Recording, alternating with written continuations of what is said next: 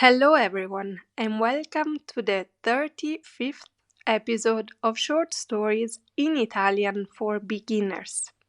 Here you will listen to a simple short story in Italian in a slow pace so that you can practice your listening skills. If there is a word you don't understand, don't worry. Just turn the English subtitles on and follow along. After you've studied the new words, test your pronunciation skills. Try and read the story out loud, replaying the video and double-checking your pronunciation with me. And don't forget to subscribe to the channel and like this video to learn Italian in a fun and easy way. La storia di oggi si intitola Visita dal dottore. È lunedì mattina e Paolo non si sente bene.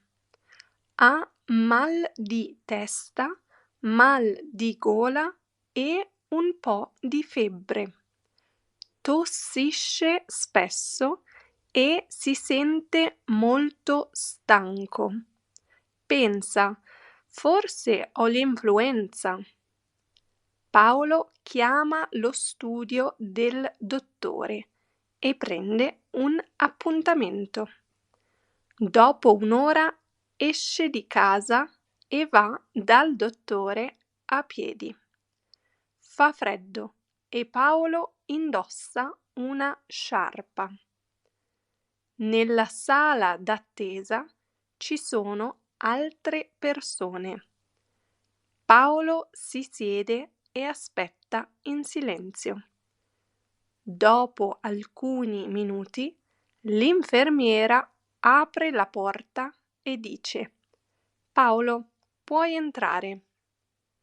Il dottore sorride e lo saluta.